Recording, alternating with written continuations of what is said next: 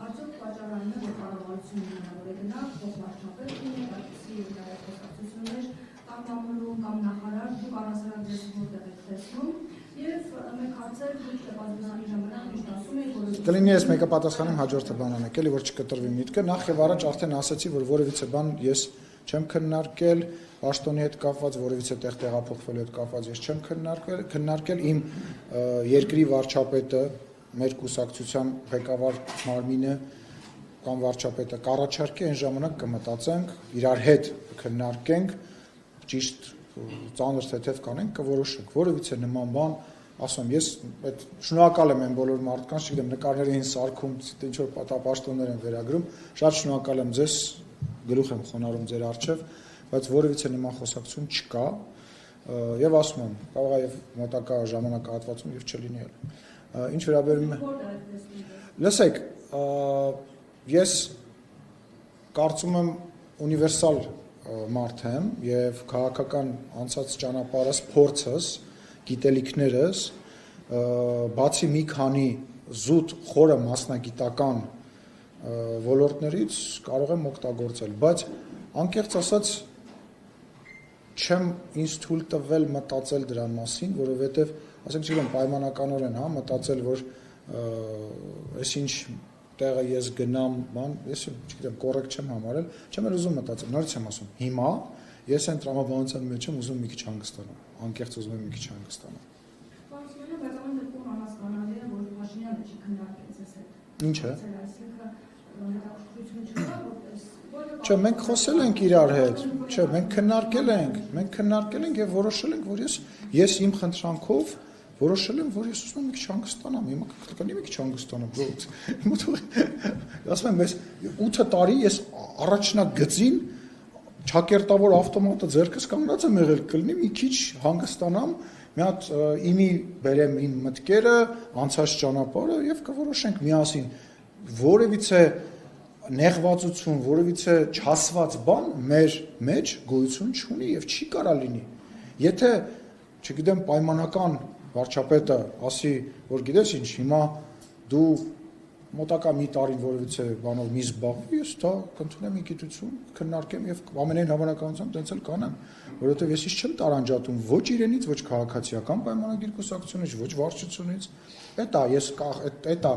տրամաբանությունը, խաղի կանոնները եւ սկզբունքները եւ դրանից դուրս գալ նշանակում է դառնալ, դրա դեպքերը շատ կան։ Մենք մեր քաղաքական պատմության մեջ շատ տենց դեպքեր ունենք, որ պաշտոնյաները, ես դրա մասին ամբիոնից եմ խոսել, որ ինչ-որ պաշտոնյաներ Նիկոլ Փաշինյանի շողկը տեսնում են, մտածում են իրանք այդ շողքի պես մեծ են։ Ես քաղաքական գործիչ եմ, կայացած քաղաքական գործիչ եմ, ունեմ իմ կշիռը, բայց ես քաղաքական գործիչ եմ Նիկոլ Փաշինյանի իմ թիմի հետ միասին։ Ես չեմ այս մարդիկ կային, որոնք ասում են քթները բարձացավ, իրանք ասին, դե բայց իմ վարկանիշը շատ ավելի բարձր է, բայց ես էս կարամ, տեսակ սենց եղա, դա հիմարություն է քաղաքականության մեջ, դա ոչ պրոֆեսիոնալիզմ է, ես չգիտեմ, հա, շատ մարդիկ կար, որը որ օրինակ 2021 թվականին, որին ես փողոցում որ հանդիպեմ ի դեպ ասելու եմ, արտաքին գործերի նախարարը Արա Այվազյանը, որին որ ես օրինակ բացարձակ անհարգալից եմ վերաբերվում, որ ես փողոցում ես իրան հանդիպեմ, ես իրան իմ կարծիքը ասելու եմ, որ 2021 թվականին ընտրություններից մի շաբաթ առաջ ինքը եւ իր ամբողջ թիմը հրաժարական տվեց եւ ինչ որ ակնկալիքներով բաներով, այդպես մարդկանց օրինակներ բազմաթիվ են մեր քաղաքական պատմության մեջ։ Ես ներողություն, ես սաղ կյանք իրենց քննադատել եմ, հետո ես պարկեշտություն եւ բան ունեմ, հա, սկզբունքներ ունեմ, ես դրանցով որևիցե բանի համար չեմ ասում, մի սարքեք որևիցե պաշտոն ճակատագրական կամ ասենք, չգիտեմ, ինչ-որ որոշիչ, իմ համար տենց չի։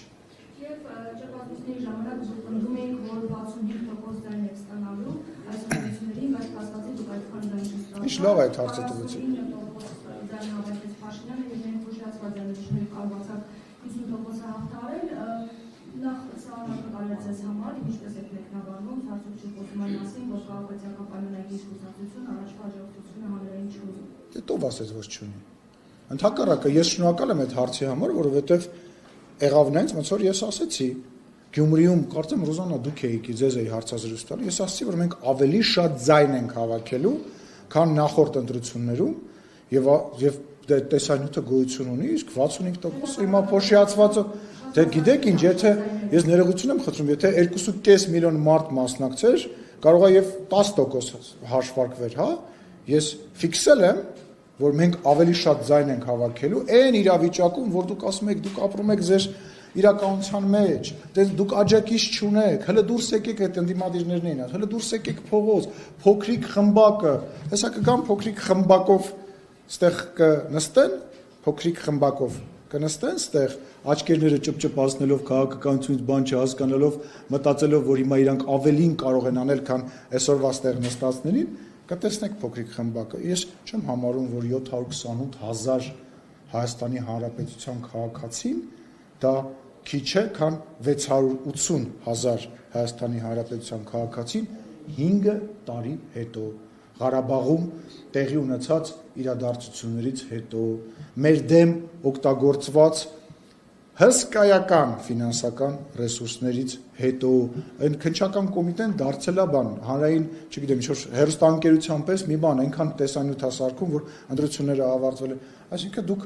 մենք խոսում ենք հավասար պայմանների մասին, դուք ասում եք, տեսակ, որ անհավասար պայմանների մեջ դուք ավելի քիչ հավաքեցիք, չէ՞, ես ընդհակառակը։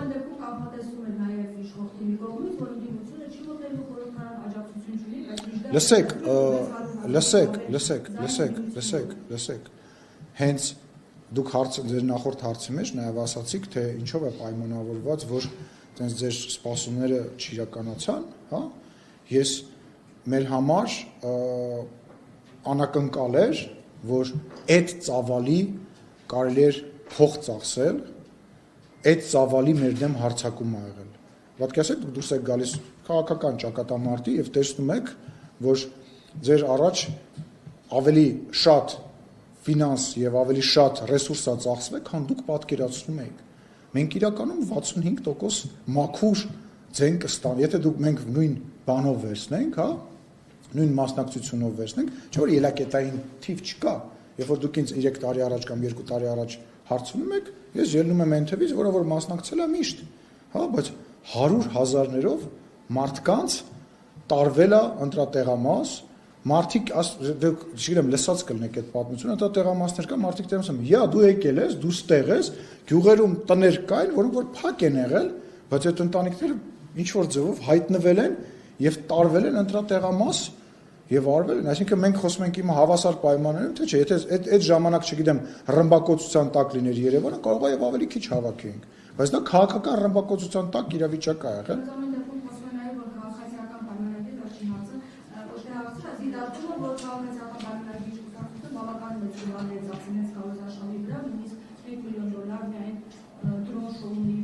Լսեք, մեր բոլոր ծախսերը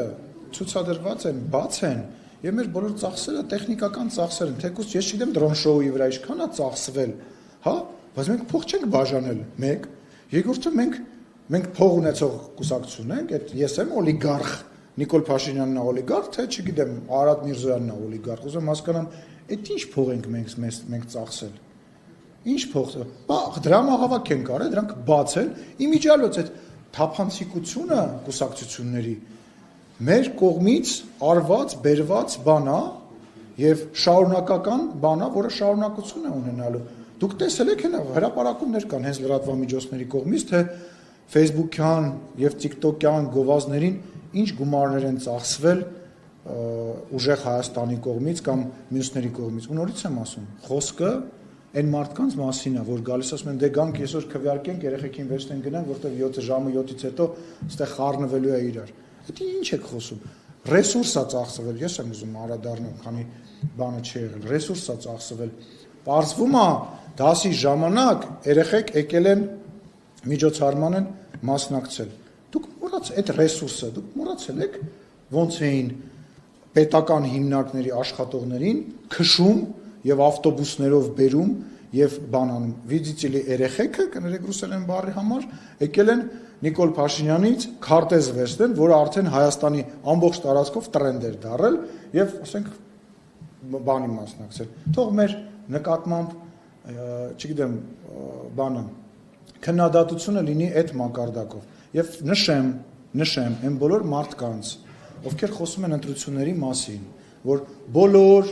դիտորդական կազմակերպությունները, այդ թվում ԱՊՀ, որի մաս է կազմում նաև Ռուսաստանի Դաշնությունը, իրենց զեկույցը հրապարակել են եւ այդ զեկույցում ասում է, որ Հայաստանի Հանրապետության ընտրությունները համապատասխանել են բոլոր չափանիշներին։